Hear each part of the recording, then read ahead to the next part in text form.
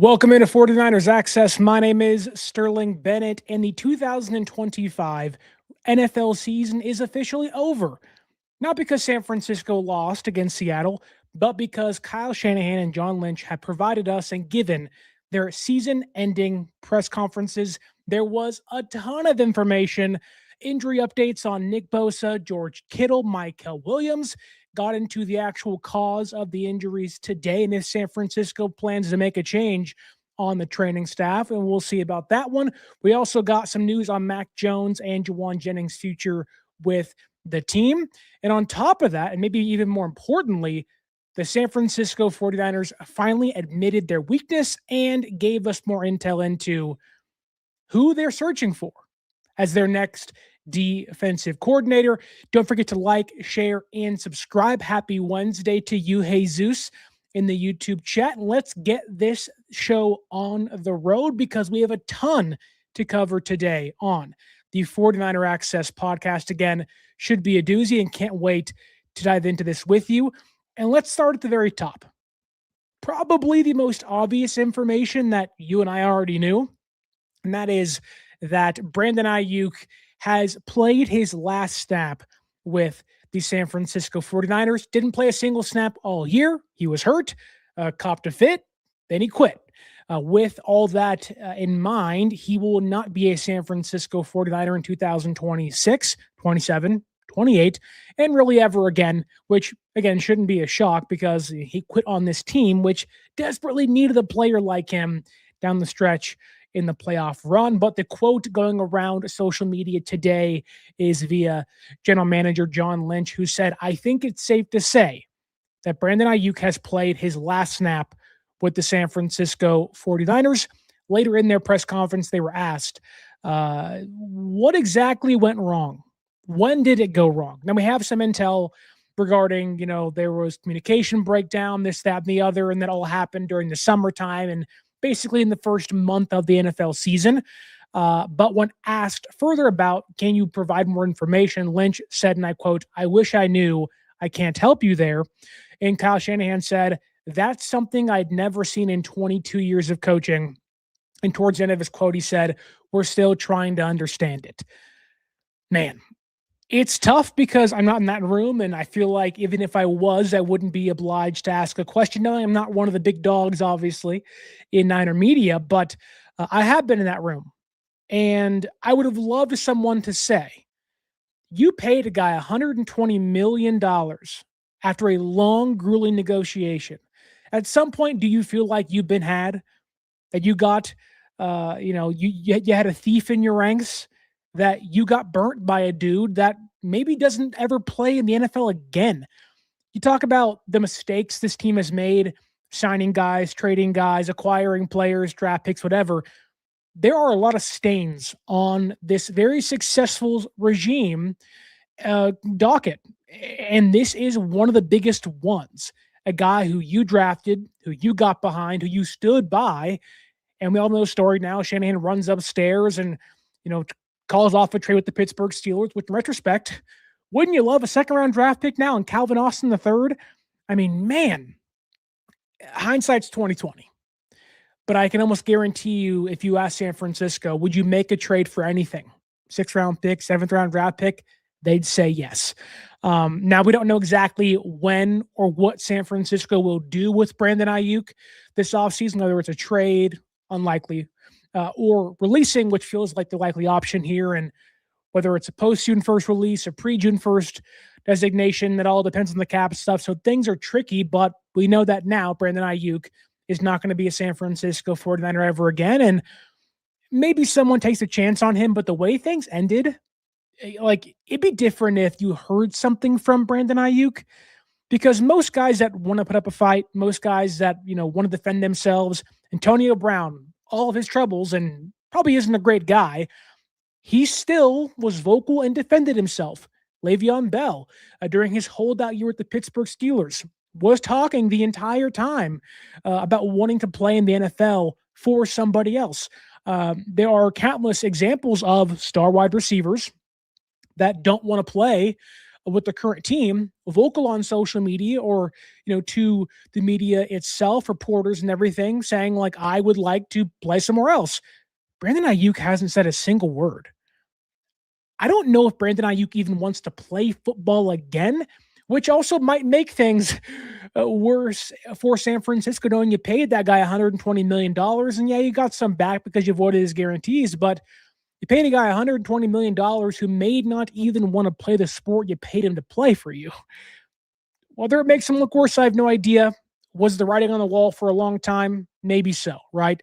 Sometimes you can look back at signs and go, how'd you not notice this? But I think in the thick of things, we all said this team is better with Aiyuk on it, and it just kind of becomes one of the bigger what ifs of this Shanahan and Lynch regime, which has plenty of those already, right? Big losses, Trey Lance.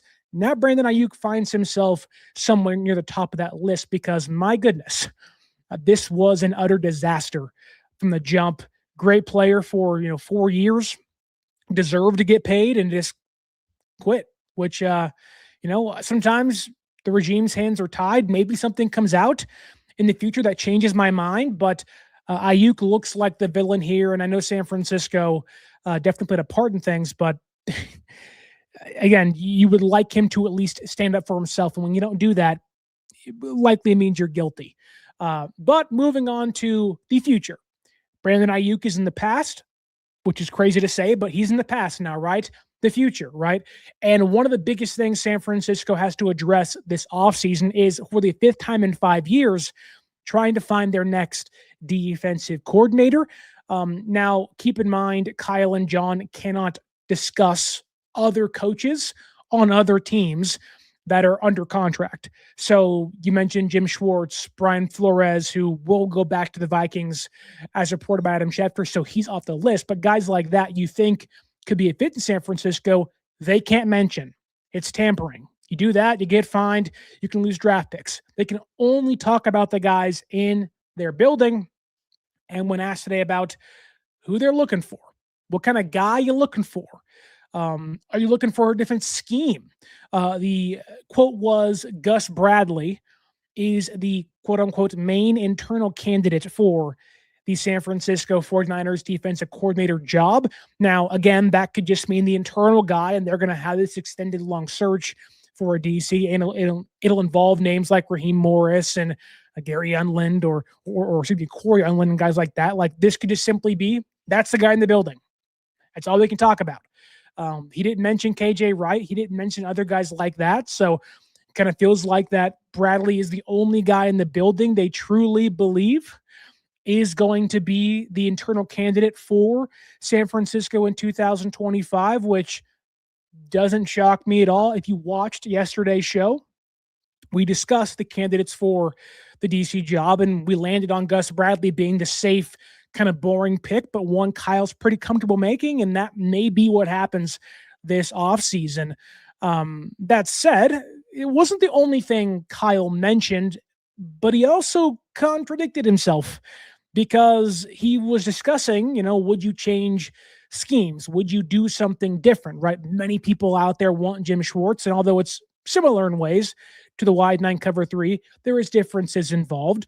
And what Shanahan said was he wants dynamic coverages and fronts, but calling Gus Bradley the main internal candidate doesn't make sense.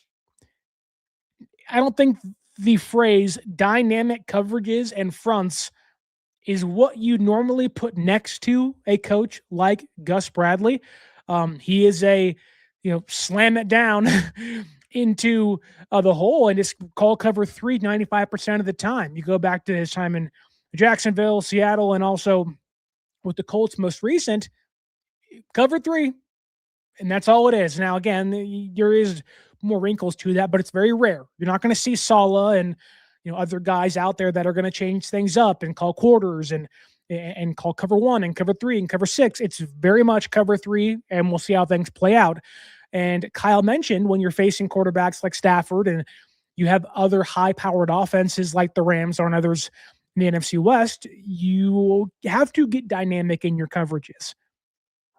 So why'd you mention the guy who's not dynamic in his coverages? Which that could mean Kyle kind of talking at both ends of his mouth, which isn't new, or that to me, because Gus Bradley in recent years, when you talk about his defenses and the passer rating against, in 2021, ranked 25th, 2022, ranked 30th, 2023, ranked 13th, 2024, ranked 23rd. This past year with San Francisco, ranked 26th. There's context involved for sure, but the gist I got listening to Kyle was, yeah, Gus is here. We like him a lot. That's the only guy we'll look at in the building. But if you're going to go outside, it made me think of Raheem Morris. We obviously know Kyle and Raheem have a great relationship with Washington, Tampa Bay, and all their time with the McVay coaching tree, the Shanahan coaching tree. He's discussed at length of how much he likes Raheem Morris as a DC and a coach overall. And I think that is what I got from listening to Kyle today. It wasn't like, oh, Gus Bradley is the guy, it's guaranteed. It was, if we can, we're going to try to bring in Raheem Morris. He's a guy who was learning Tampa 2 under Monty Kiffin with the Buccaneers, went to Washington for a little bit of time, learned that Seattle 3 coverage with Dan Quinn in Atlanta. Then obviously has a hybrid of that with the Rams in recent seasons and now with the Falcons, now fired. I didn't get Gus Bradley as like the ding, ding, ding, that's the winner. What I got was Raheem Morris as the external candidate we like. And Gus is the guy inside the building we like. Now, maybe I'm wrong, which wouldn't be new. But based on the hints I could gather, it doesn't sound like that the Browns are going to let Jim Schwartz go. Their 2 finalists for their job are right now listed as 2 offensive-minded guys. So that would likely include Schwartz staying in Cleveland, which means San Francisco has a dwindling list of defensive coordinator options, Raheem Morris and Gus Bradley being probably the top 2 guys on that list that Shanahan likes and knows. But you may have to start learning the Gus Bradley book if you are a Niner fan. We have some comments in here by Papa J saying, "What's up, Sterling?" And in Gus, we trust.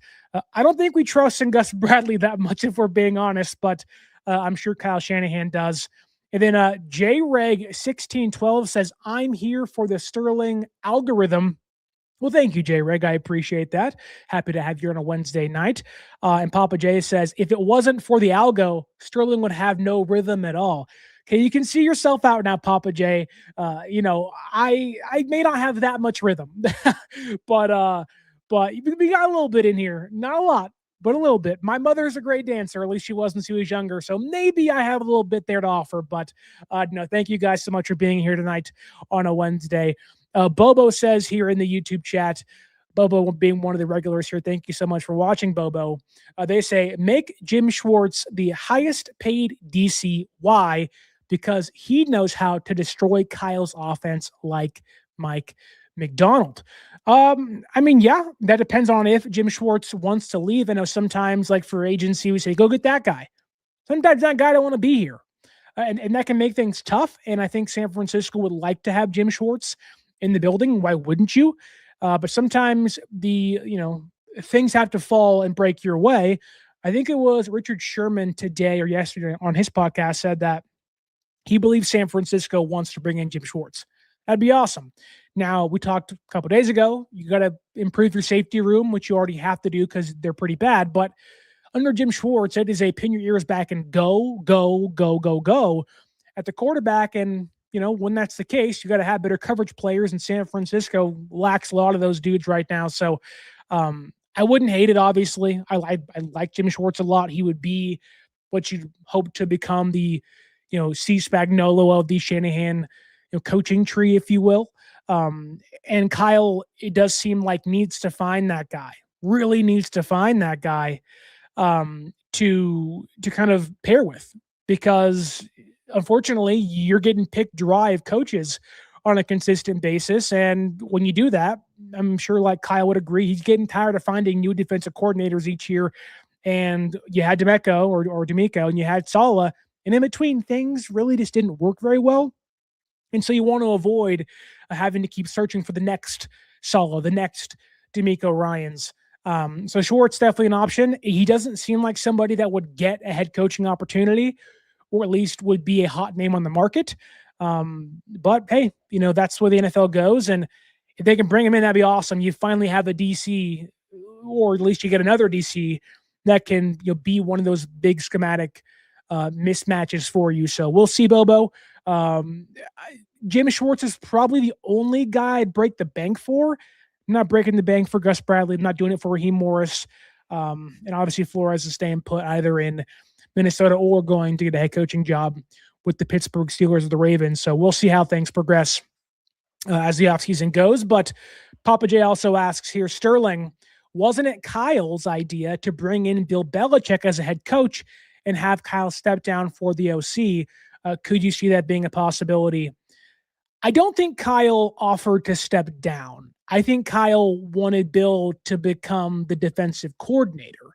And Kyle would remain the de facto OC and the head coach, which I don't think Bill wanted to be questioned. Bill was like, I'm beneath being a DC. I'm the greatest head coach of all time, or at least one of the greatest head coaches of all time.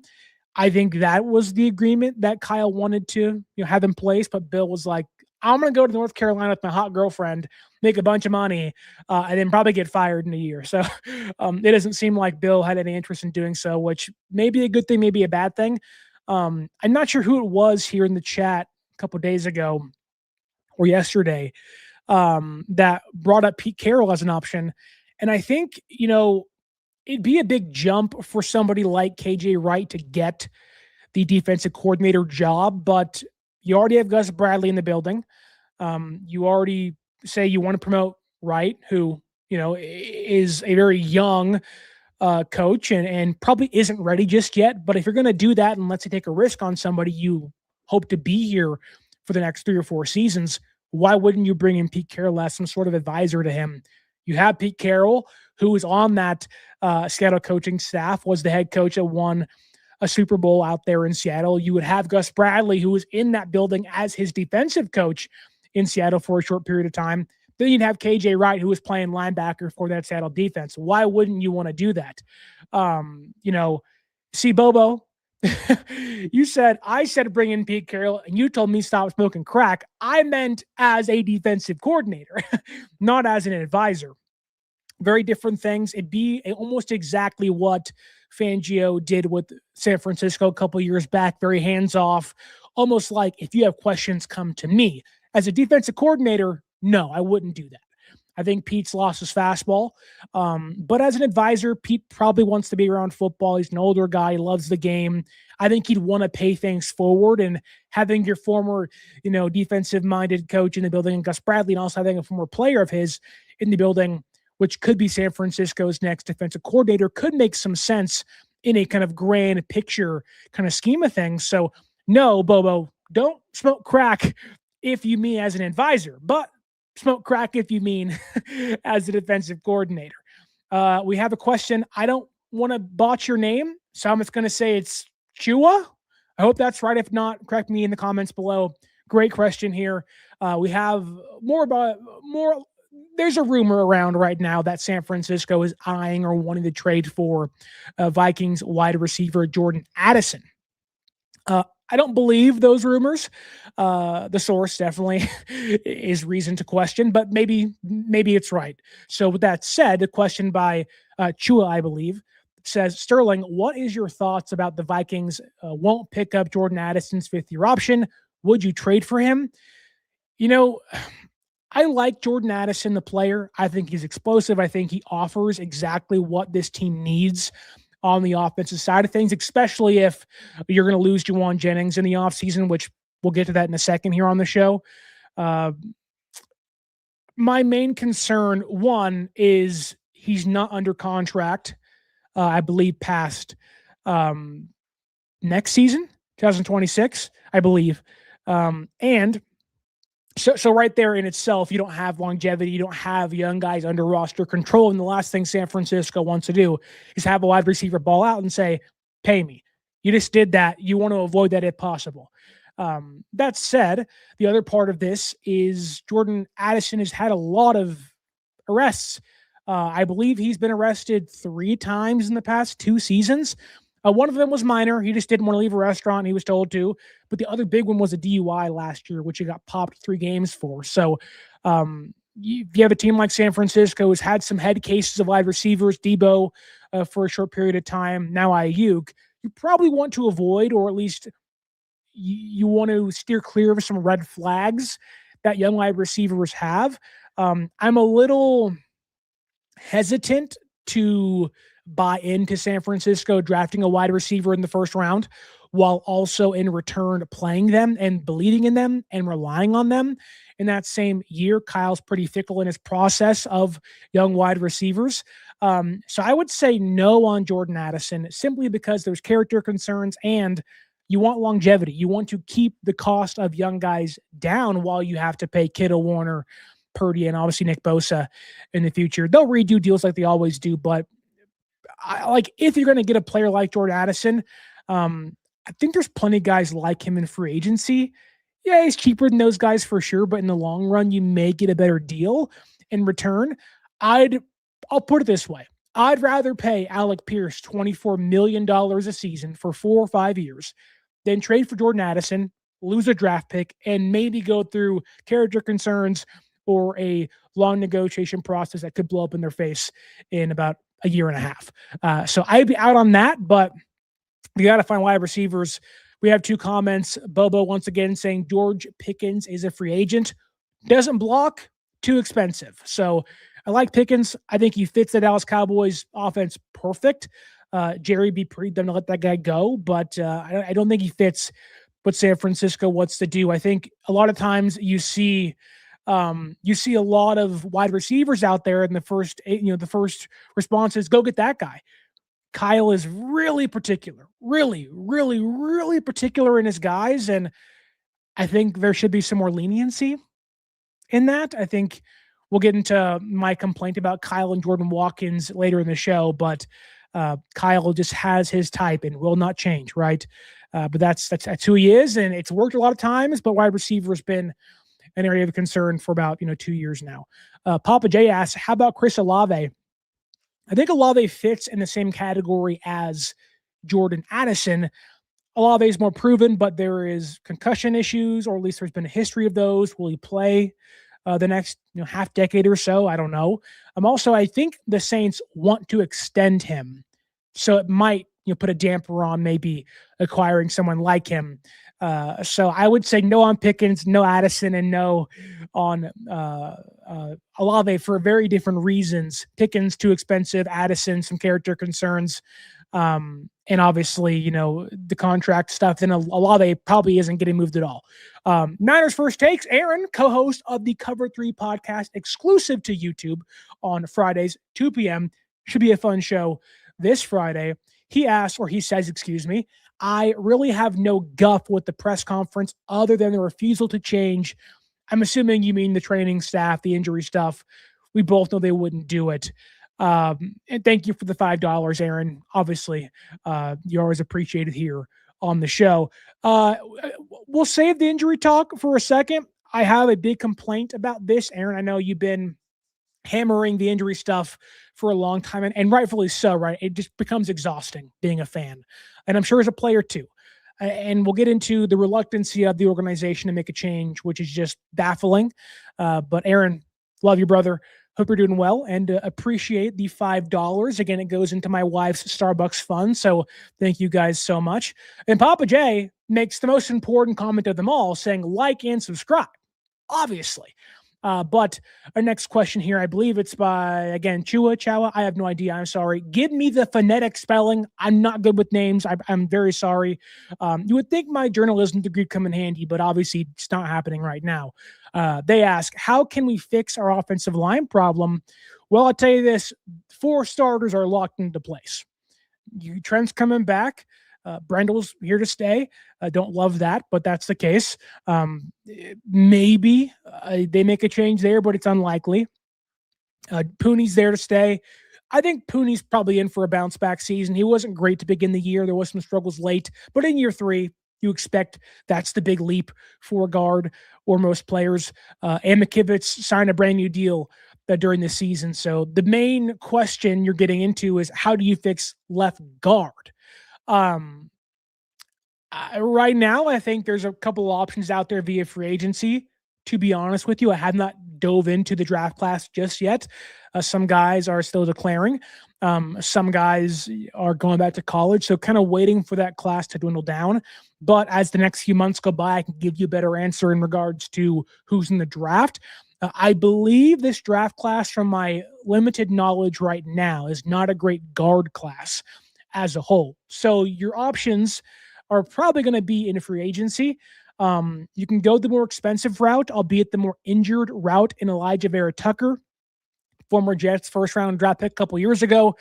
It doesn't seem like he'll be brought back by New York this year, which, kind of stinks. Again, very good player when healthy, just hasn't been healthy at all. I think he has 3 of his 4 seasons. There's been like 3 catastrophic, I think, season-ending injuries. May want to stay away from that, but also you could be the benefactor of maybe a guy who's a late bloomer in his career. You can also keep out there in the Jets, New York area, and go sign John Simpson, who isn't a great pass protector and really struggled this year, but last year in 2024 with the Shanahan offense in place was a really good run blocker. So those are 2 options out there, varying degrees of expense, but you really aren't going to see them overhaul things. A lot of mock drafts out there saying left tackle, left tackle, left tackle. I don't see it happening. I think this team is a we'll fix it when we have to kind of team. They had to fix the defense last year, hence why their first 5 picks were all defensive players. They don't have to fix left tackle now, and really this team likes to spend almost no money. They believe in Chris Forrester as the offensive line coach to lift the tides. And Forrester himself has basically said, unless there is a true game-changing talent out there, we're not going to sign him. And so maybe you go get Lindstrom from the Ravens and maybe he plays guard, but it just doesn't seem like San Francisco is in the building or in the, realm of wanting to do that. So I think they're going to send a lower tier guy, maybe a boomer bust guy. We'll see what Burford's market is. I wouldn't expect it to be too high, but I didn't think Jalen Moore was going to get what he got last year, and that was crazy. So, or even Aaron Banks getting $72 million from the Packers. So we'll see how things progress. But right now, those are your 2, as of what I believe to be their 2 free agent options, John Simpson and Elijah Vera Tucker, which neither one of those guys move me too much, but, that's kind of how San Francisco operates. So there you go. Renee on Facebook. What's going on, Renee? They ask, I really like D'Angelo Pons, the cornerback from Indiana. Oh, we know D'Angelo Pons from Indiana. Do you think he'd be a good draft choice? So Pons fits what San Francisco wants their cornerbacks to do. Really physical, at the line of scrimmage, great tackler, knows for the football, right? There's a reason why they have Lenore, who's an undersized outside cornerback. There's a reason why they picked Upton Stout, and although probably an overdraft, it still was a great pick, and he's probably, the ace in the hole of this year's draft class after Mykel got hurt, and as the year went on, Upton Stout, things clicked for him in a big way. I do think San Francisco needs to bring in somebody. My assumption is, based on what John Lynch said today, they're going to be players in free agency. Now, I don't know what that means. That could be for a wide receiver. It can be for a tight end. I think the offense needs to find explosiveness more than the defense needs to find an outside cornerback, in my opinion. You can't really move him on the inside because you have Stout there, and he's undersized. So I think he's going to be an awesome player. Again, there is, some size limitations to his game, but when you speak of, what the Niners want of their defensive backs, Pons fits it to a bill. I just don't think right now, they need to find an outside cornerback, and I would have concerns because of size if Pons can translate out there. I think he's more in the Stout and Jacob Parrish conversation, who is great for the Buccaneers as a nickelback this year. And again, I think he'd be great, but I just don't know if he fits for San Francisco, their needs, and really should find a cornerback that is about 6'1", 6'2". You don't want to have 3 cornerbacks below 5'10". Lenore's 5'10", Stout's 5'8" on a good day, and Pons is probably a little shorter than that on a good day. So you don't want to have tiny dudes. It makes for a big mismatch, but you plug him somewhere else, and I think he'll have a great career. Just hopefully it's not the NFC West. That would be pretty bad. But moving on to the next topic of conversation from what John Lynch and Kyle Shanahan said regarding the coaching staff and the DC search. With Robert Saleh leaving, they were asked, do you expect him to steal some of your coaches going to out there in Tennessee? And he said, yeah, we do expect Saleh to try to poach some staff members. Now, I don't think the Titans have an offensive play caller. San Francisco would likely block any Clay Kubiak discussion there, but kind of steering the ship or the conversation back into what San Francisco's defensive coordinator search could be this offseason. I already mentioned KJ Wright. If you're Robert Saleh, why wouldn't you steal KJ Wright? Young coach, promising coach, and one that San Francisco is probably eyeing in some capacity to have a big step or big role on next year's coaching staff, whether it be defensive passing game coordinator role or, being in DC in a year or two, maybe even this year, if they want to take a big jump or a risk, if you will. But if you're Robert Saleh, why wouldn't you take all the guys San Francisco isn't going to promote on that defense? Daniel Bullock's one of those guys, San Francisco's defensive back coach. Wouldn't you make him, the DC, quote unquote, out there in Tennessee? Like, there's a lot of not concern, I would say, because you can replace guys like that. But talk about continuity. The one thing you don't want to have is a brand new defensive coordinator, then a bunch of your assistants leave, and that guy not bring some of his own dudes in place. That's a big concern, at least it may be a concern if Saleh starts picking apart the defensive staff. But yeah, that's my one fear, is that you lose Bullocks or KJ Wright, two guys this regime loves on the defensive staff this year. I don't think there's risk of losing Chris Kosarek unless Kosarek wants to go work in Nashville, which he's been here forever. I don't think he'd want to leave. I think he'd be more inclined to wait to see if Jim Schwartz comes to San Francisco. They have ties out there with the Lions a couple of years back when they were coaching together in Detroit. So watch out for that. You may see some of the candidates that we discussed yesterday as DC candidates leave for Tennessee with Saleh, which would obviously kind of put a damper on San Francisco's offseason even further. You lose in the playoffs, you lose your DC, then you lose more coaching staff members. Never good, for a staff that will have to replace one of the biggest coaches this year. Moving along to the next topic, I think one on the minds of many. We talked about Brandon Aiyuk. We talked about some replacements at wide receiver. What about bringing back one of their own in Jauan Jennings? What are the Niners going to do? They went through a long and lengthy, or not lengthy, but they had kind of a discussion of sorts, a negotiation of sorts during last offseason, led to a mini holdout by Jauan due to an ankle injury in camp. And he battled the whole year through injury, basically, and he had one of the best years of his career.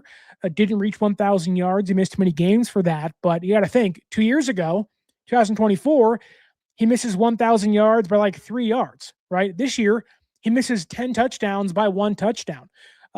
He was a big reason why San Francisco won that playoff game in Philadelphia. Threw a touchdown, caught a big 40-yard pass in that game in Philly. And, Jauan does everything Shanahan likes from wide receivers. 1, he blocks. 2, he fights for every single yard. And 3, and most importantly, he has a great repertoire and chemistry with Brock Purdy as a quarterback, who is someone who likes to high point the football and let his guys go up there and get it.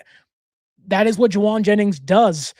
And to lose a guy like that on top of losing Brandon Aiyuk, Debo's been gone for a year now. Christian McCaffrey's 1 year older, and George Kittle, although will miss a large portion of next season, according to John Lynch, he may play next year. So you are losing a lot of your offensive core, and they're aging. And I think, and I'm on record saying Jauan's, skill set, he isn't a guy that relies on 4.3 speed, 4.4 speed. He'll run a 4.7, 4.8, right?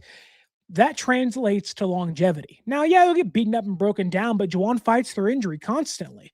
And Jauan had broken ribs, a hurt ankle, a hurt shoulder. It was like, throw me the ball. Give me the ball, coach.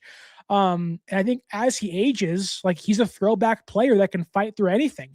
He isn't jacked. He isn't shredded. He doesn't have these muscle tears and issues. He's a guy who's like, get some dirt, rub it on there, and get back in the game. And, that's kind of the tenacity San Francisco wants out of their offense. And on a team that lacked that this year, Jauan was that kind of, stick in the water, stick in the sand. I'm like, whoa, this is a barren desert of offensive weapons. And there's Jauan and Chris McCaffrey that are just riding the wave and saying, hey, we're here. We're banged up, we're bruised, we're broken, but we're still standing, right? And they were asked about, will you try to bring back Jauan Jennings after a failed negotiation process last year? Couldn't reach a brand new deal. You had some spats with him on the sideline against Tampa Bay.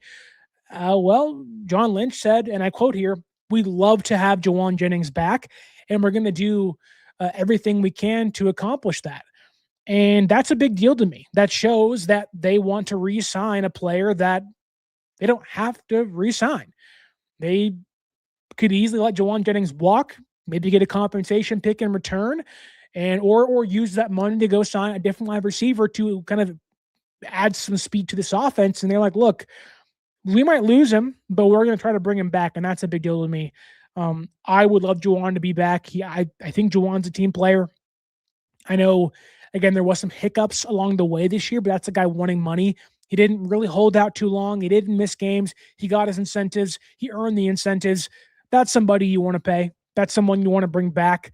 Aiyuk, different story, right? Star receiver, first-round draft pick.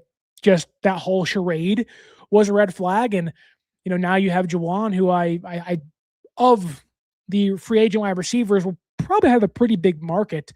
But I think Jauan likes this team.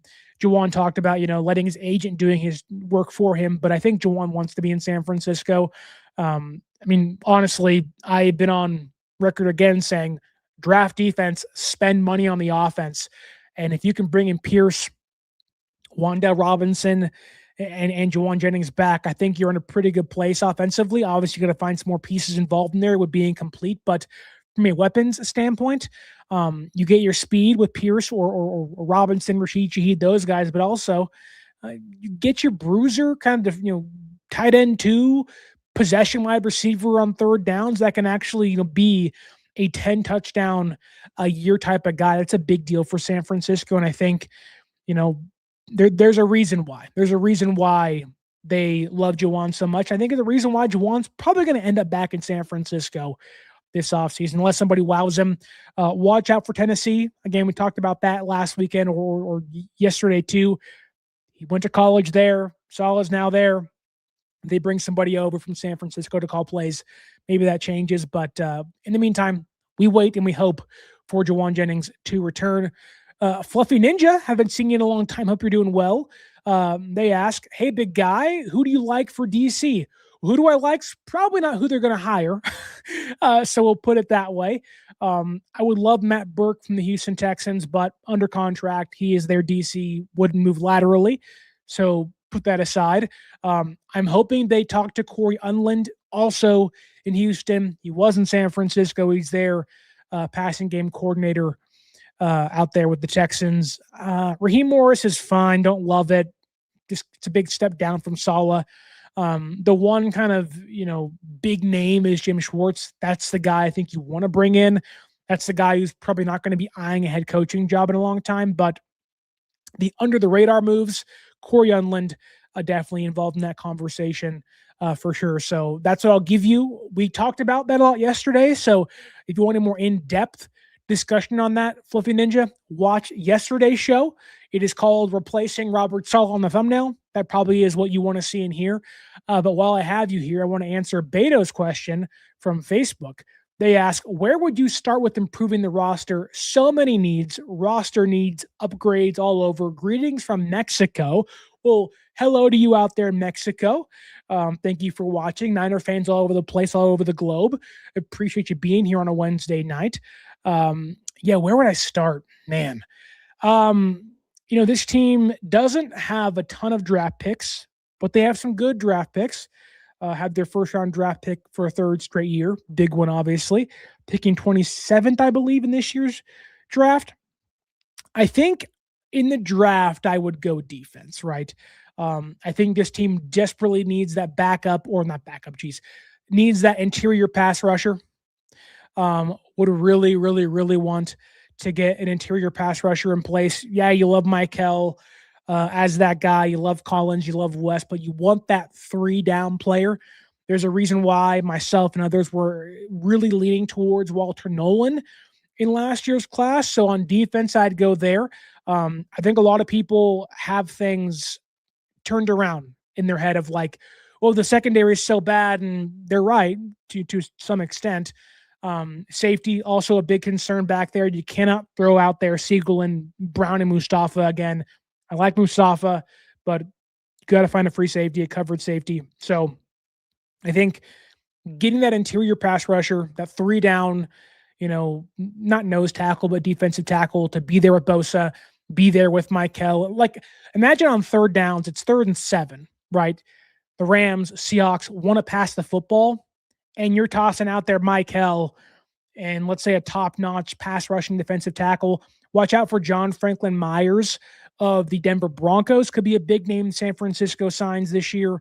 So like think on third downs, it's Huff, Mykel, John Franklin Myers, and Bosa compared to what it was this year when it was, let's say it's week 2.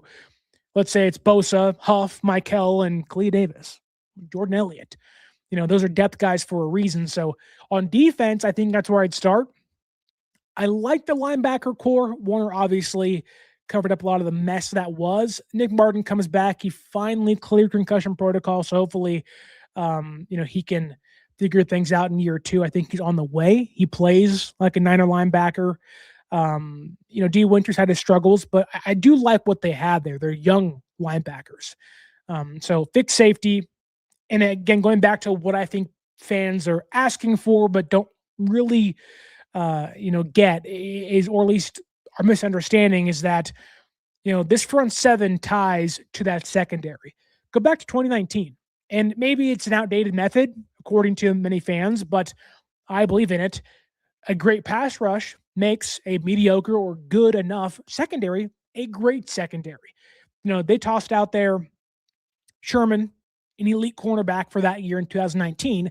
Then it was Jauan Williams, who was a good cornerback at nickel. Then it was an undrafted Emmanuel Mosley, who, good player, but an undrafted guy in his first year of the NFL, starting for you in a Super Bowl. Jimmy Ward, who had transitioned to safety recently in his time with San Francisco, and Jaquiski Tart, who I like Tart, and he was a nice player for a while, but this wasn't the guy. I think San Francisco, kind of matched that with Bosa and D Ford and Buckner and Armstead. And okay, you have your Eric Armstead and Mykel Williams, barring health. You have your Bosa still, barring health. You have your Bryce Huff for the next year. When his option gets picked up, go find your DeForest Buckner this year, or at least try to fill that void that you are plugging with, again, Khalil Davis and Jordan Elliott. So on defense, I would go front still. It's important. It can make the lives of those guys in the secondary so much easier. And if you bring in Jim Schwartz, that is a must.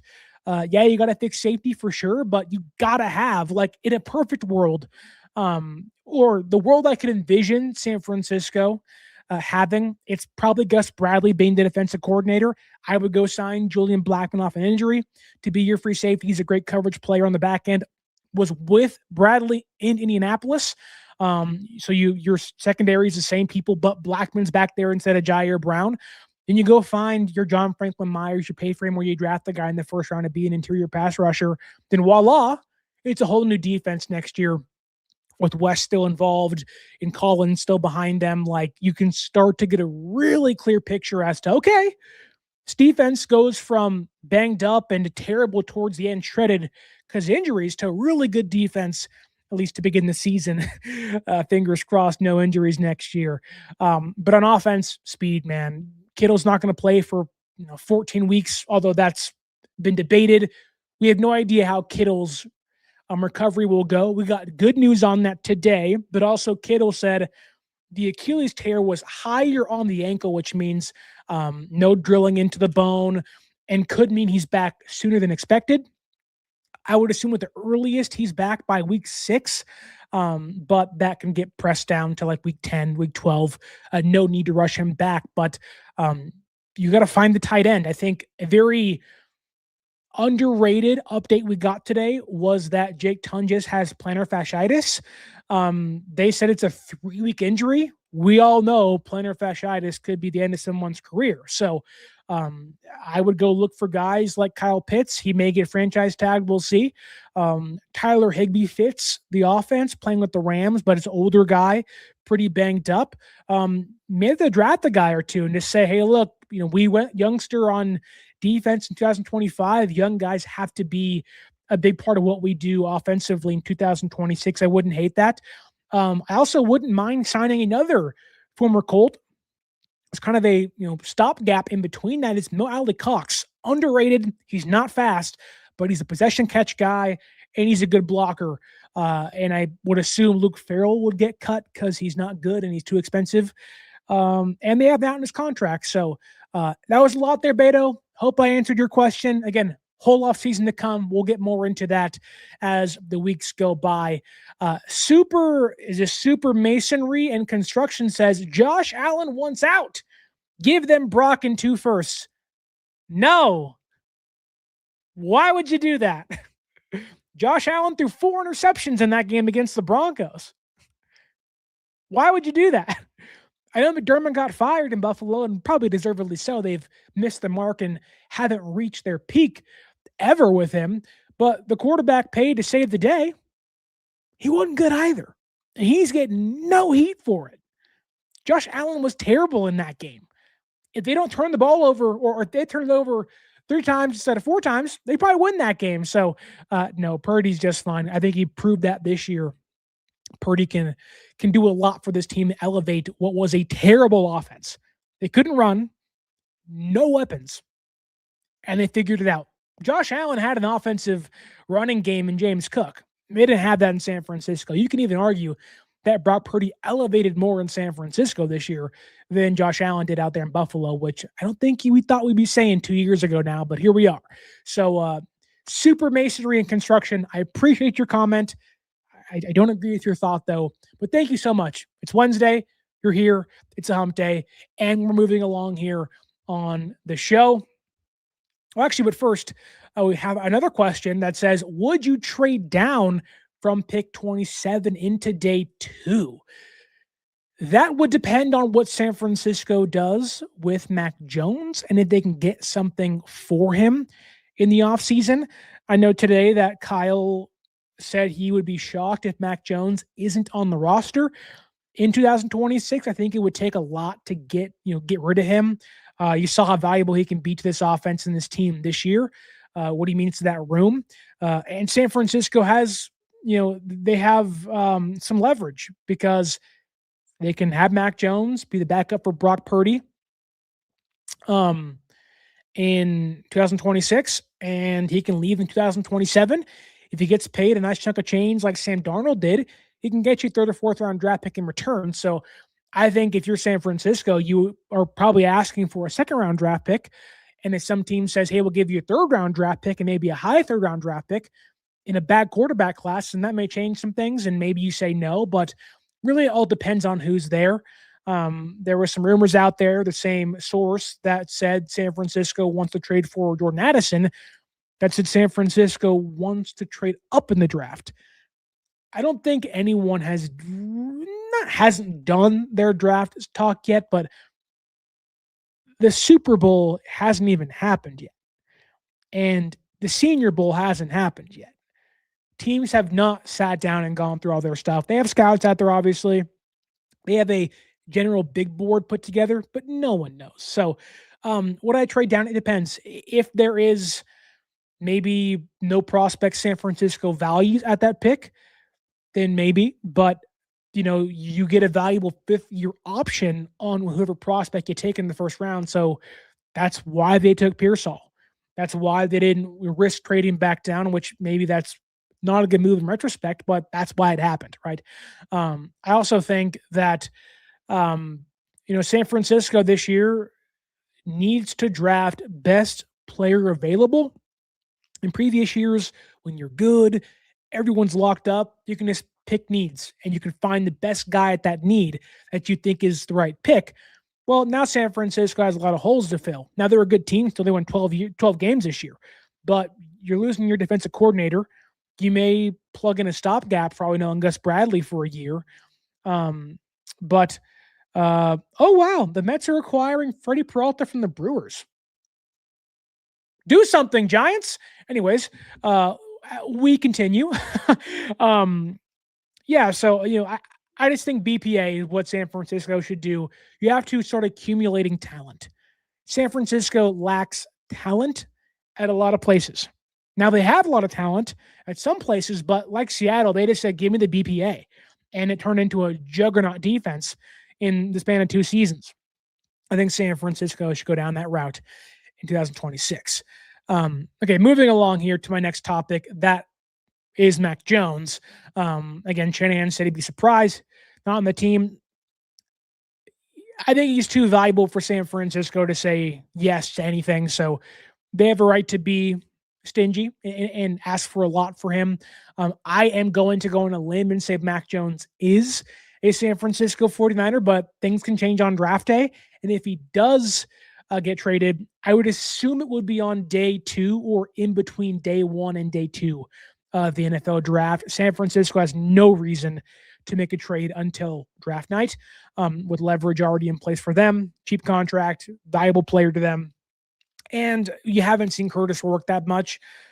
And even Rourke has a lengthy injury history. So you never know. And you probably don't want to be in the market for a backup quarterback again this year if you don't have to be.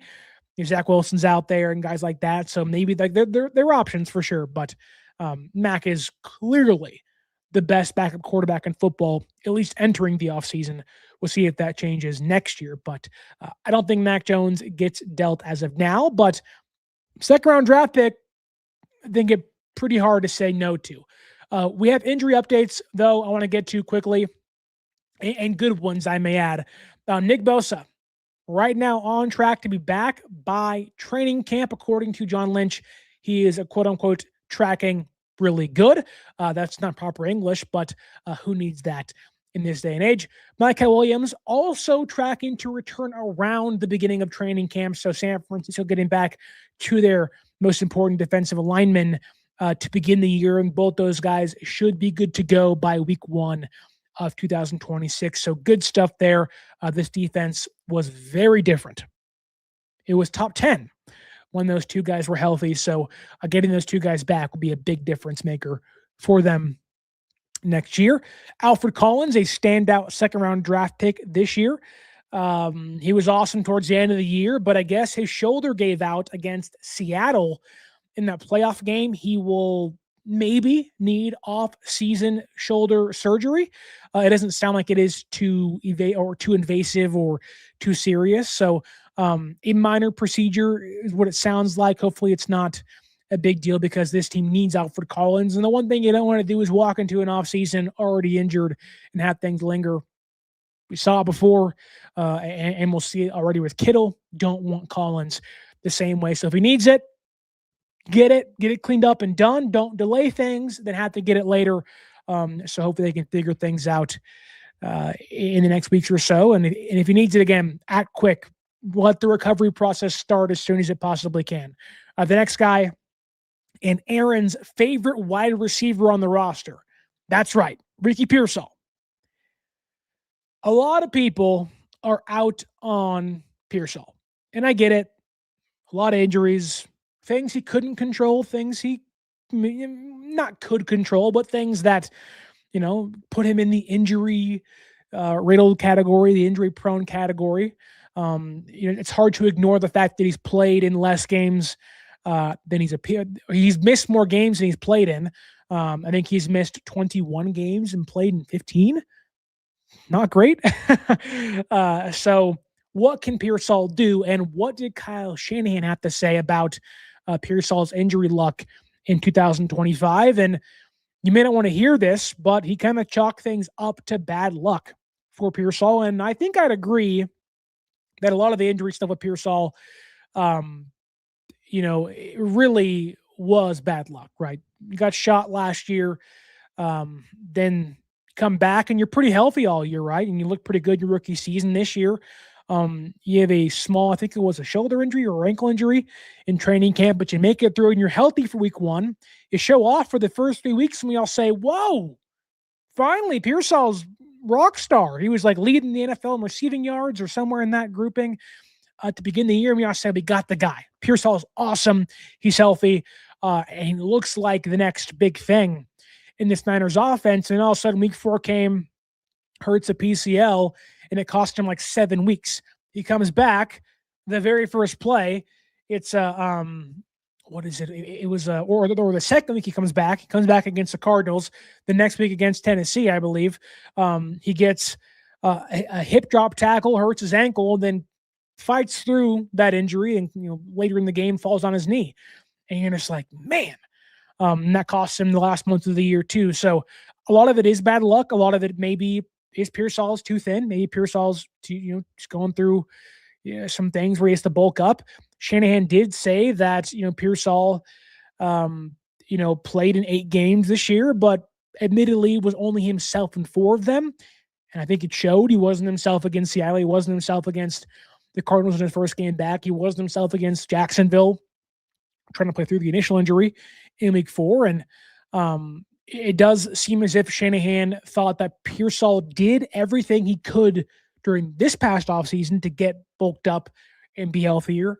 But maybe that needs to continue. Shanahan did also offer that, maybe Pearsall needs to work on whatever process that is of trying to avoid injury or avoid re-injury as he rehabs. So young player entering year 3 already, which is crazy to say. Year 3, San Francisco, I think, has to make a decision on his 5th-year option, not this coming year, but in the offseason of next year. So it's a big year for Pearsall.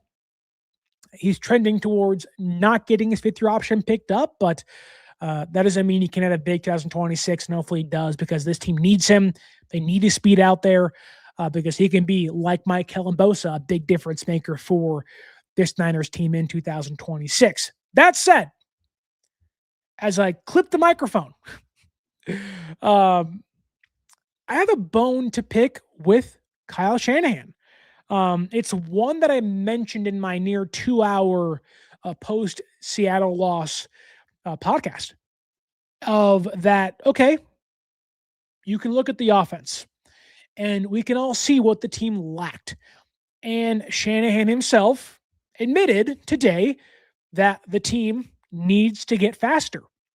The team, their miles per hour on their wide receivers dropped from like 19 to 18 a couple years ago to like 16 this year, because you had Demarcus Robinson and Jauan Jennings and Kendrick Bourne and Malik Turner out there catching passes for you. And those guys are fine in their unique roles. We love Jauan, and Demarcus was a pretty bad signing this past year, but came up big in a playoff game, but was really inconsistent. And so this team needs speed, whether it's drafting a wide receiver, in the first round, signing guys in free agency. Like, this team has to find speed. Okay, that's understood. We can all agree with that. Shanahan says it. I can say it. Everybody and their mother could see it against the Seattle Seahawks. They were flying around making plays, and San Francisco was stuck in the mud. You can't do that. You're going to lose a lot of games, and it's a big, there's levels to Seattle up here and San Francisco down here. But my bone to pick is, okay, you need speed. Yet the refusal to play your 5th-round pick wide receiver, who I think was, if not top 10, he may have been the 2nd best wide receiver in all college football last year in contested catch rate, and also runs a 4.443 in Jordan Watkins, that can get open downfield, played in this explosive passing attack that Lane Kiffin ran with Jackson Dart last year at Ole Miss, and you refuse to play him. Today, Kyle was asked, why did you not play Jordan Watkins outside of one attempt against the Giants in a 19-week season? What happened there? His excuse, or reasoning, I should say, was that Jordan Watkins had an ankle sprain in training camp. It cost him the time where he could jump over guys or prove himself on the depth chart. And then he never recovered from that. I'm sorry. You were trotting out Malik Turner in playoff games. You were relying on Kendrick Bourne, Demarcus Robinson, Sky Moore, Jauan Jennings in playoff games.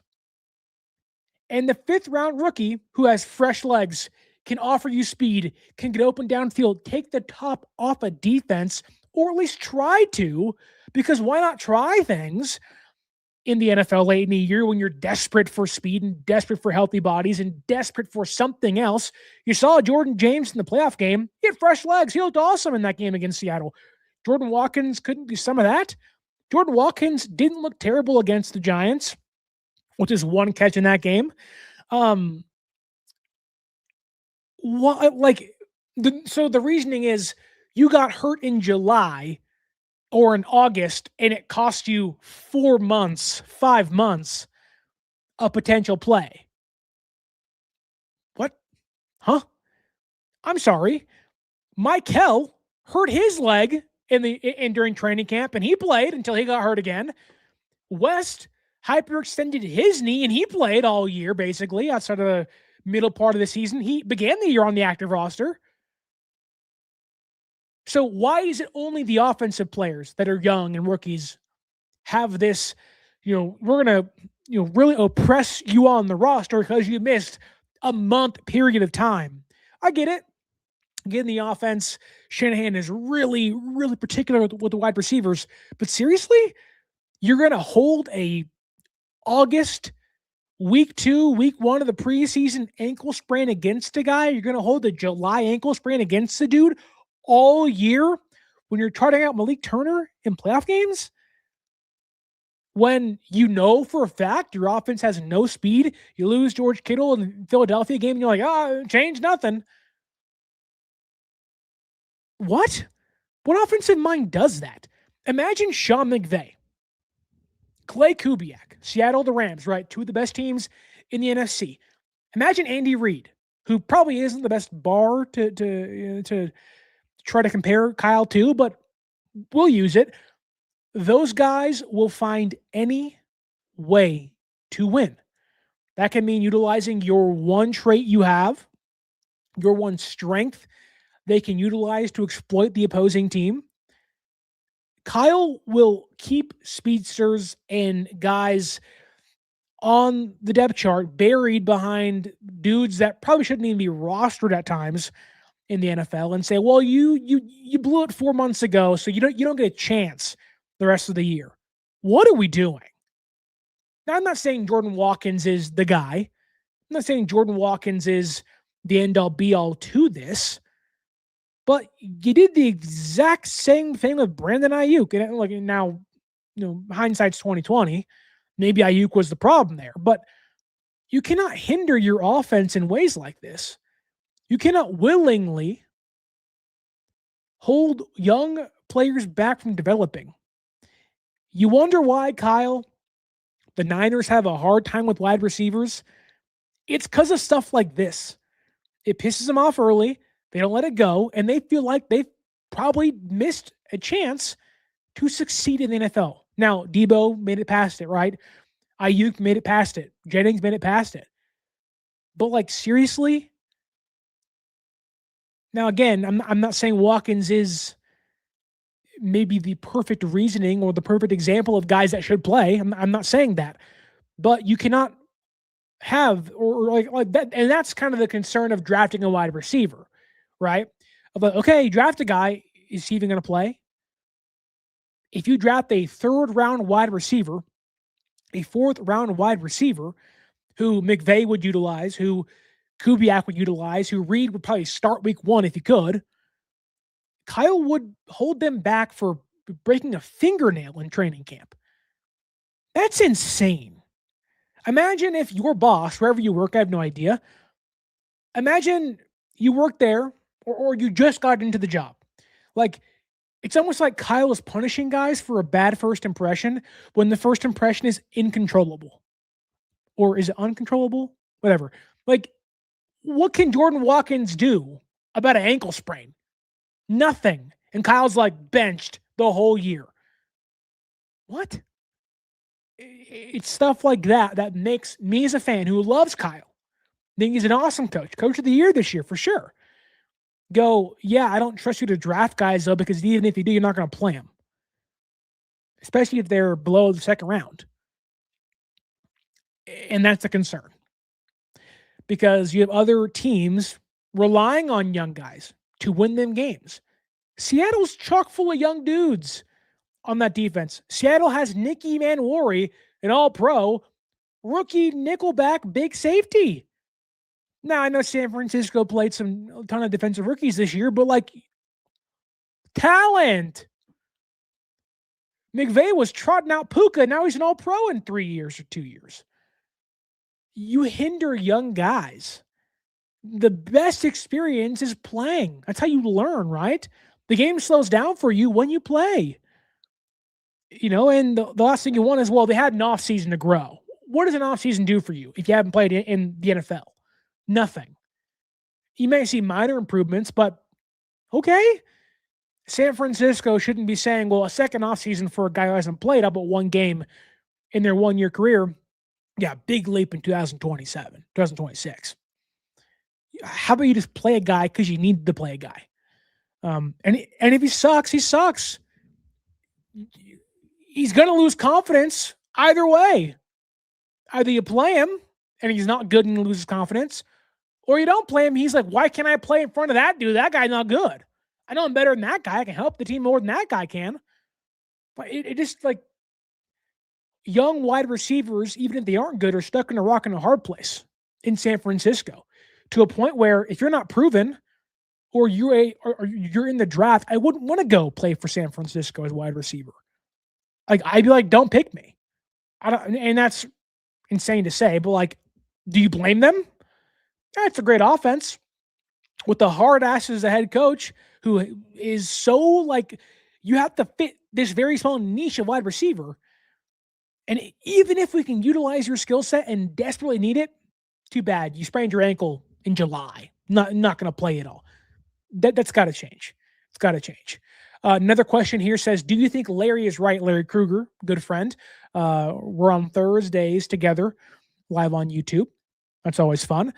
They ask, do you think Larry is right about this team either needing to trade Ricky Pearsall or the team should trade Pearsall and Bernardo Green? No.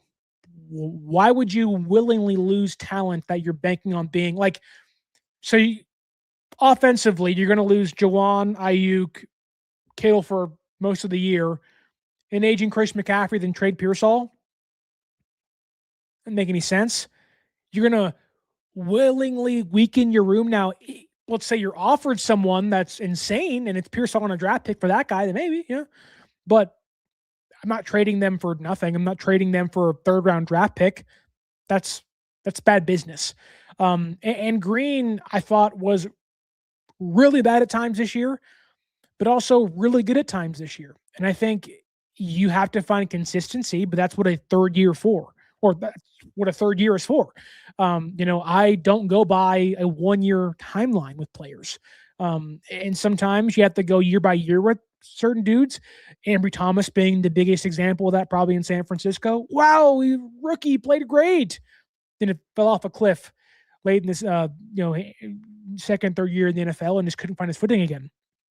But no, I'm not trading this year's, or I'm not trading this team's 2024 first and second round draft picks for what? Spare change and a packet of gum? No. And I'm not saying Larry's saying that either. I'm just saying I'm not trading those guys knowing you're losing a lot of your offense and you don't have an answer to your cornerback 3 spot. You're going to put Darrell Luter Jr. out there, who was terrible against Seattle. It was bad in mostly all of his play this year. No. Now, I'm not saying those guys' spots are safe as starters, but Pearsall can go into the slot and be fine. Green can be a backup and be fine. It's just, I'm not trying to remove talent from a roster, even if they aren't starting caliber. That doesn't make sense. But good question, though. I appreciate it. We're going to go fast here really quickly on the next couple things. The Niners are not planning to be, but could be big spenders in free agency. So a good sign there for a lot of the fans out there, including myself, who say go sign offensive stars. Alec Pierce, Jauan Jennings. Maybe you go sign Lindstrom and have him play center, cut Brendel, or go find a left guard. You got to find a tight end. Like, you can now spend money. You went through a dead cap year. You cut the fat off the roster because you wanted to go all in 06 or 26 and 27. Now you have the opportunity to do that. Now, I think they were banking on tight end not being a hole on the roster, but there's ways you can improve a lot of the rooms on the depth chart and help this roster and solidify some spots on the team. And John Lynch said the team has more financial flexibility during this free agency period, the next free agency period. So, free agency starts in like 2 months. It's around the corner. Things happen fast, right? I know it seems like it's a long time away, but free agency and the draft are 3 months away. It's very, very, very close. And I think that, San Francisco, I don't know who they'll sign, but we'll get more into my free agency, picks probably position by position as the offseason goes on, maybe starting next week or so. We'll see.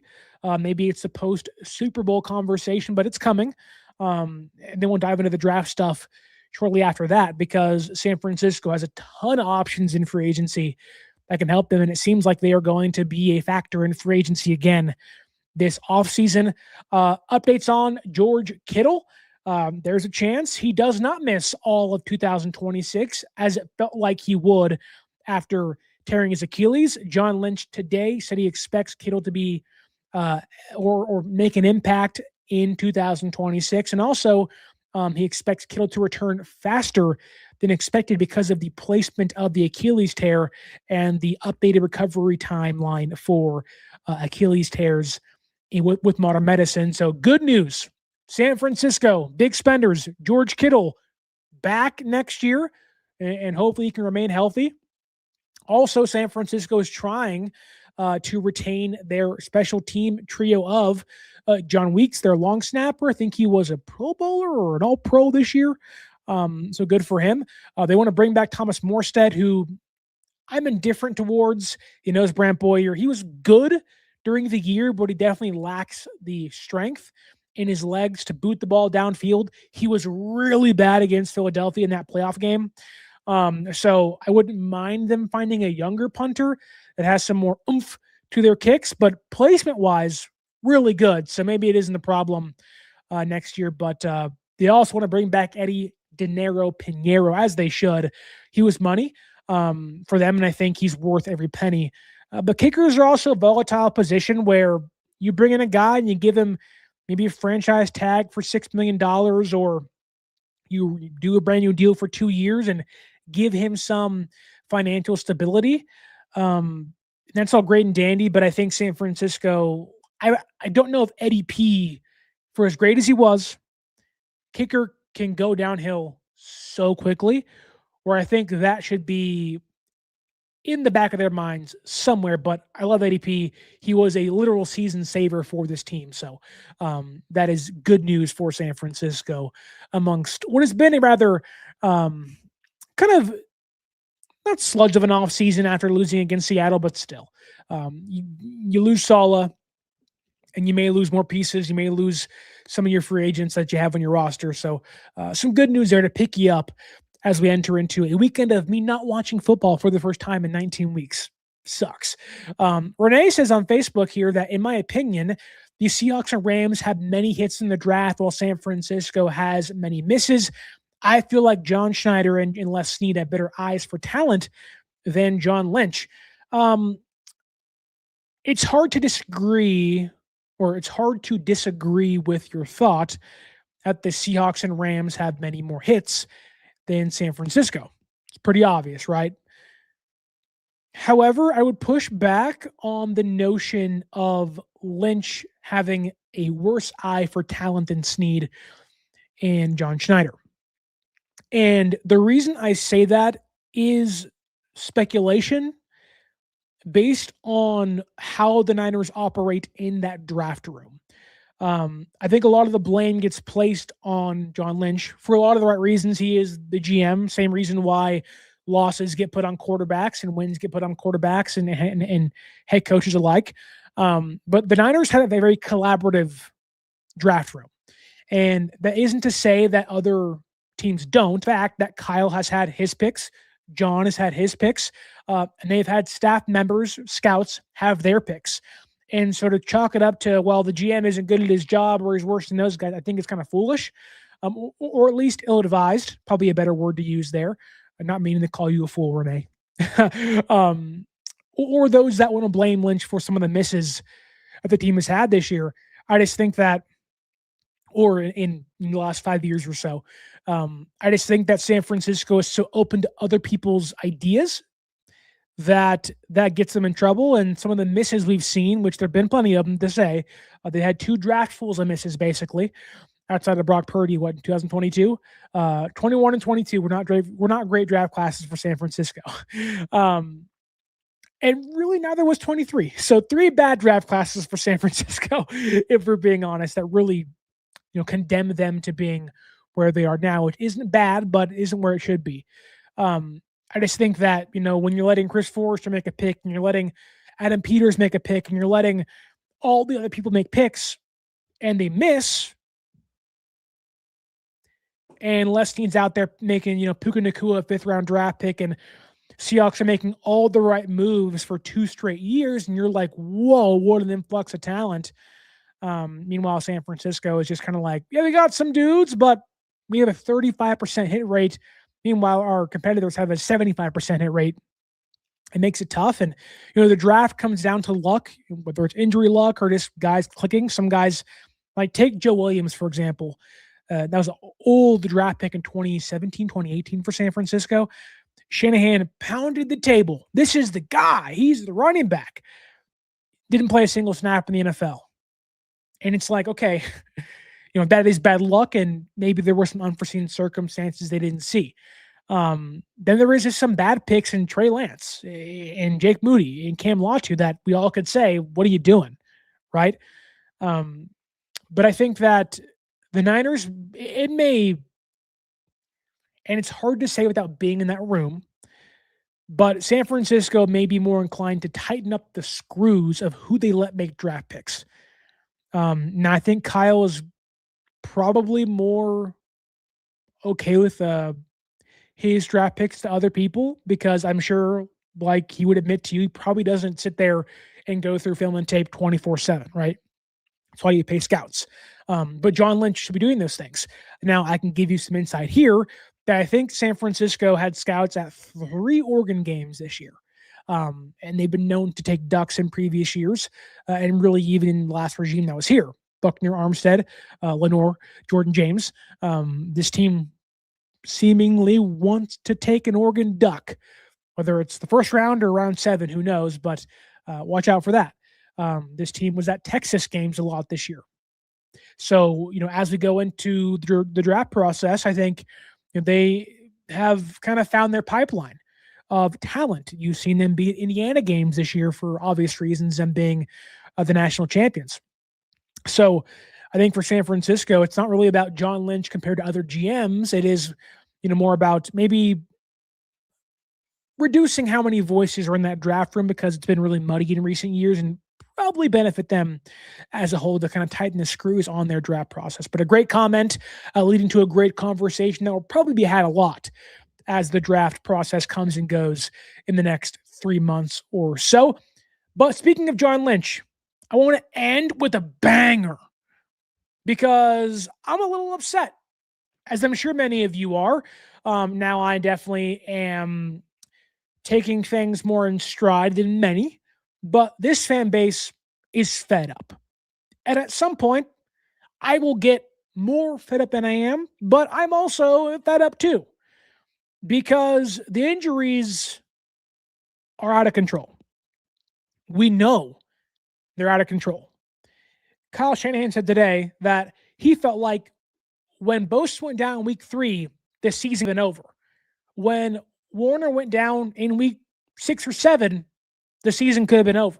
And yeah, they persevered and they fought, and it was a testament to the coaching staff and the players on the roster. However, everyone's talking about how does this team prevent injuries? How does this team buck the trend of every year losing not 1, not 2, not 3, not 10, but seemingly 19 to 20 players, and 5 of them being the best on the roster? You lost Brock Purdy for a time this year. You lost Christian McCaffrey last year. There are concerns going into next year. If you gave him 450 touches, can he last for 18 weeks in a playoff run if you get there? You lost Kittle. You lost him again at the end of this year. You lost Pearsall not once, not twice, but 3 times throughout the year. Trent Williams is 37 years old, 38 years old next season. Bosa, 3rd ACL tear. Mykel, his own ACL tear. Fred, a broken ankle. And while there's reason to have optimism and believe, the injuries are a major concern with the San Francisco 49ers. It's not new. And it is almost baffling the fact that they have failed to address any of it. And Aaron, if you're still watching, you may want to record this because I'm going to go in for a second because I know you feel probably the same way I do. Some injuries are bad luck.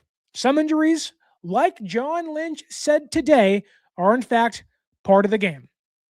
Fred Warner, part of the game. Nick Bosa, part of the game. Mykel, maybe it's MetLife turf, but okay, part of the game. What's not part of the game is what I think was not just double digits. I think it was closer to 15, 16 soft tissue injuries this year. And that's multiple occurrences on multiple players. Jacob Cowing couldn't play all year because he strained his hamstring 4 to 5 times. Yetur Gross-Matos, who will not come back next year, thankfully, strained his hamstring 1 day at practice after returning from, guess what, straining his hamstring. These soft tissue injuries are a problem. They've hindered this team for a decade now. And what I don't want to hear is John Lynch, Kyle Shanahan, but mainly John Lynch, just kind of pushing it aside and chalking it up to, it's football. It's not football. The Rams are nearly completely healthy. The Seahawks are nearly completely healthy. Now, would it have changed things come playoff time? Sure, maybe. Maybe you still lose, but being fully healthy matters. Having your stars healthy matter come playoff time. And I don't love what John Lynch said today, which was, and I quote, "We've spent a lot of time and effort to recruit really quality people, being at the forefront of injury prevention." He went on to say they have a good process in place and will challenge them all when it comes to hoping of preventing injuries next year. What a bunch of BS. How dare you sit there? And I love John Lynch, Hall of Famer, great player. I think he's a good enough GM, although he's had a lot of misses, as we already said today. How dare you sit up there and tell the fan base, who is running amok with conspiracies, trying to find solutions, because there's clearly a problem with the injury stuff, and tell us, it's football. It's not football, dude. Yeah, some things are football. But when the 2 top teams in the NFC, who you beat, mind you, twice this year, when nearly fully healthy, are out there in January, in the divisional round, in the now it'll be conference championship, facing each other, one of the major factors, star talent, it's quarterback, it's coaching, but also being fully healthy. And I don't think most fans are asking for a full bill of health. We know it's football. Guys are going to get hurt. But it's who you lost and how many of the injuries that seem to be preventable that occurred, that are a problem. He did mention that the team would look at everything, including the EMF waves and the subs, to see if that's a problem. Unfortunately, there was no follow-up question. There was no, hey, Kyle, you had 25 hamstring strains this year. You had 15 soft tissue injuries. What caused that? A lot of people are upset at the training staff. How does your team feel? Your team graded great on a lot of things on the annual NFLPA report cards. Training staff was not one of them. They think it's a problem. Your own players do. They are worried about the EMF waves. Some players across the NFL, whether valid or not, are like, I want to play in San Francisco or Santa Clara because of the injury concerns. They do something different than 31 other teams do, and it's a problem. And to brush it off, no acknowledgement of the amount of injuries, just nothing. Oh, it's football, it's fine. It's like, this isn't a one-year thing. This is an every-year thing. And it may have cost you a Super Bowl. It may have cost you 2 Super Bowls. It may have cost you a shot this year at a Super Bowl. I don't know. I'm not going to play the what-if game. And look, the Niners can miss on draft picks every year. In fact, they do it every year. That is the name of the game. They can botch a player's development. It's happened plenty of times, and every team does it at a certain point in time. Coleman being the most recent example of that. They can even spend millions of dollars on free agents that are busts, that are terrible. D Ford, Javon Hargrave, Yetur Gross-Matos. You can do it all day. I can accept those things because sometimes things are not in your control. Guy has a career year. You say, wow, that guy fits our defense. Sign him. Comes to San Francisco, isn't the same guy. Wow. You can botch negotiations and sign guys to massive contracts and have them quit on you. We can all say, what the heck was that? Okay. What I cannot do as a fan, what I will not do as a fan, as a part of the media, is turn a blind eye to arguably the team's biggest problem, being the injuries in recent seasons, and act like the negligence, the carelessness is not a somewhat fireable offense. I'm not saying they have to go. I'm not saying fire Kyle. I'm not saying hashtag fire John Lynch. But at some point, if you continue to turn a blind eye to the problem and you continue to ignore the issue, what is that called? It's called insanity. Doing the same thing over and over again. And I'm sorry, there's only a little bit of part of my life I can accept some insanity.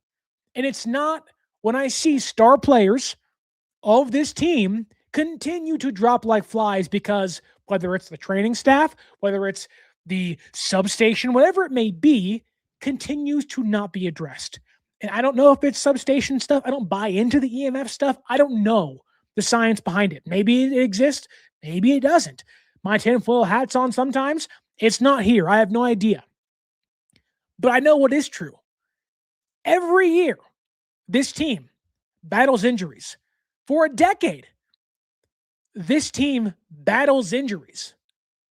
Every year, this team loses big games because we all sit back and say, well, if they had this guy and that guy, things will be different. I'm tired of playing the what-if game with the injury stuff. I'm tired of John and Kyle, mainly John in this case, just kind of turning a blind eye. Oh, football. Yeah, it's football, dude. We all know what sport we play. That isn't the problem at hand here. It's not 1 year. It's been since you came over in 2017. In fact, before you were here in 2017, but you're the regime in place now, it's your job to fix things and find things. I don't like playing the what-if game with this team. But imagine this year, if San Francisco was at least 90, 85% healthy, and they had Mykel and Nick Bosa and Fred Warner, and let's say George Kittle, who missed some time during the season. They had Brock Purdy back, but let's say he never had turf toe. Let's say you didn't lose Bethune and Yetur Gross-Matos at times this year. Let's say you had most of your team, mainly your stars, healthy. Could they have won the 1 seed? I don't know. Maybe. What if? Could they have hosted a playoff game? Maybe their road to the Super Bowl went through Levi Stadium and never left Levi Stadium. Could they still be playing right now Could we be talking about Niners and Rams, Niners and Bears, Niners and whoever this weekend? I don't know.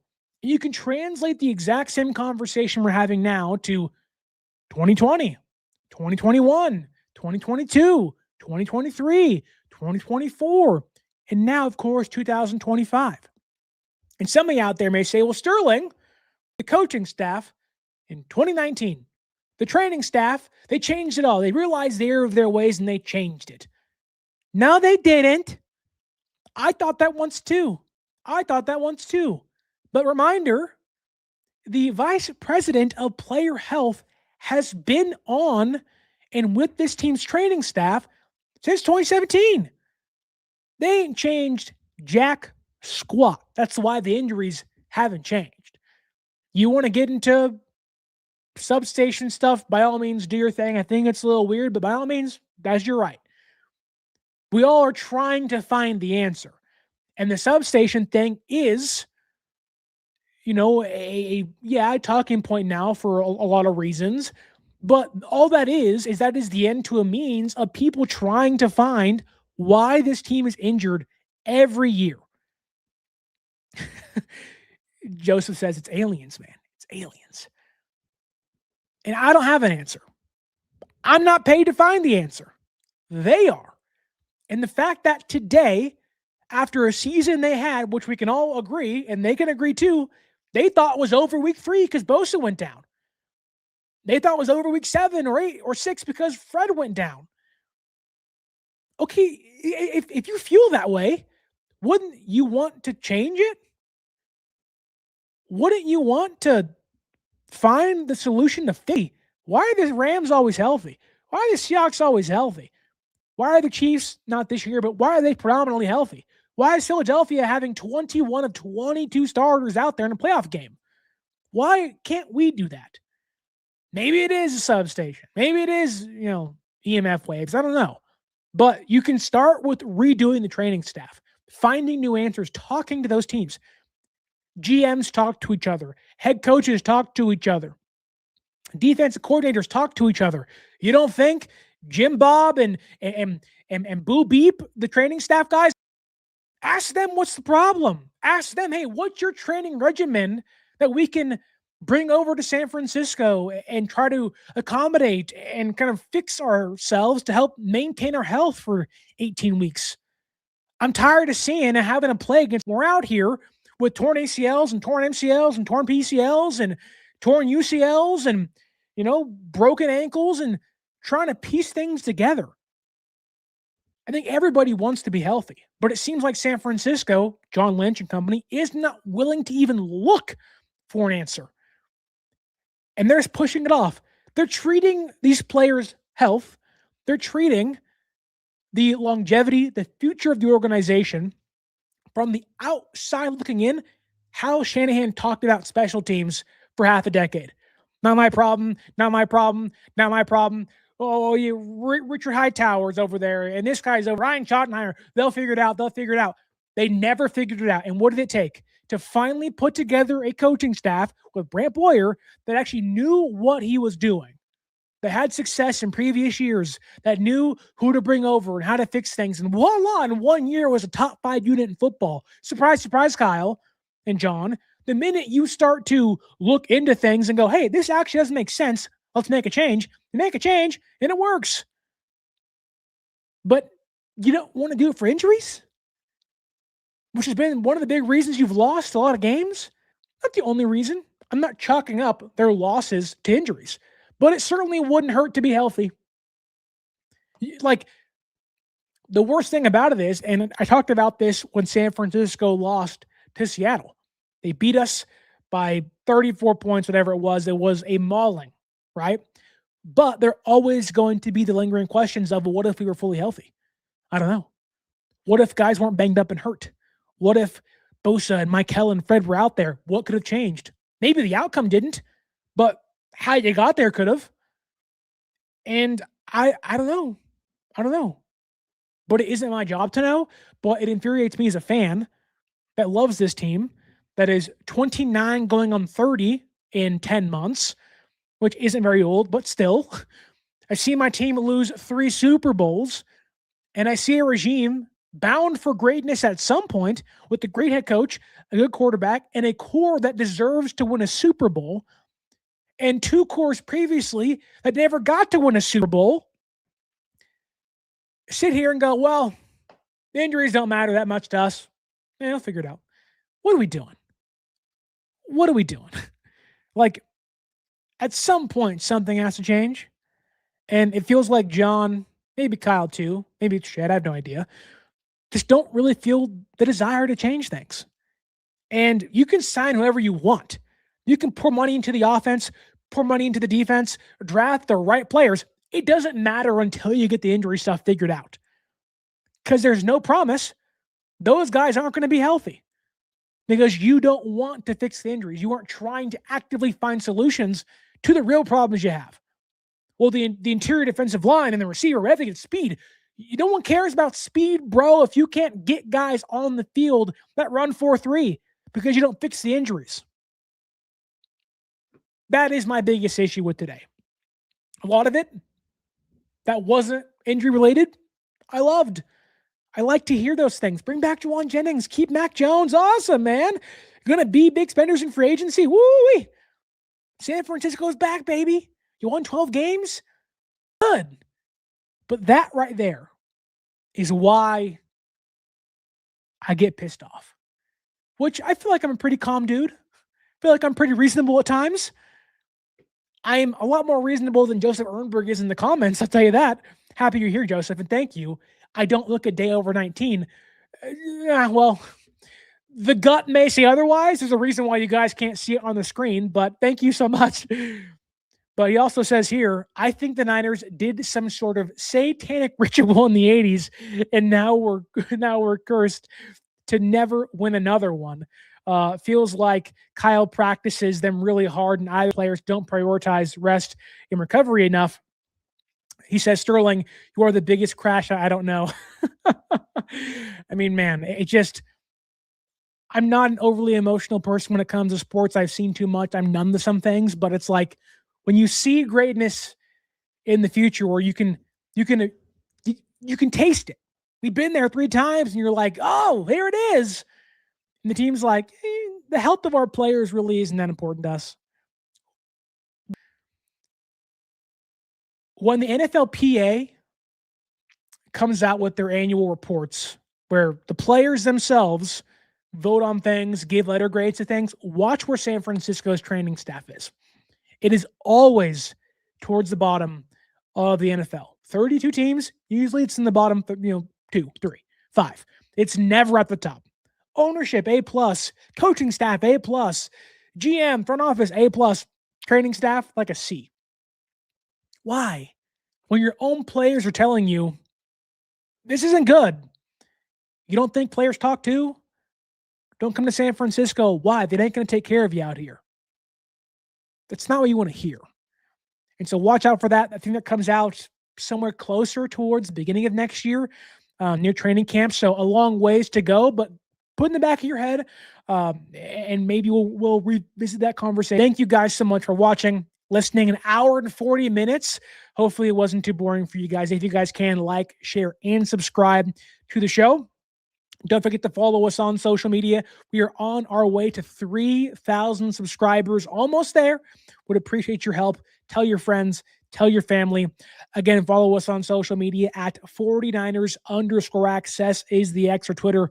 49ers.access is the Instagram. Use our promo code 49ersaccess at SeatGeek.com. 49ERSACCESS at SeatGeek.com to save yourself $20 off your first purchase. Football tickets, I know it's over, but when it happens again, football tickets, NBA tickets, MLB tickets, concert tickets, you can get a $20 off your first purchase by using that promo code 49ersaccess. Okay, that's all I have for you today. We'll talk soon, I promise. But until next time, my name is Sterling Bennett. And as always, stay faithful.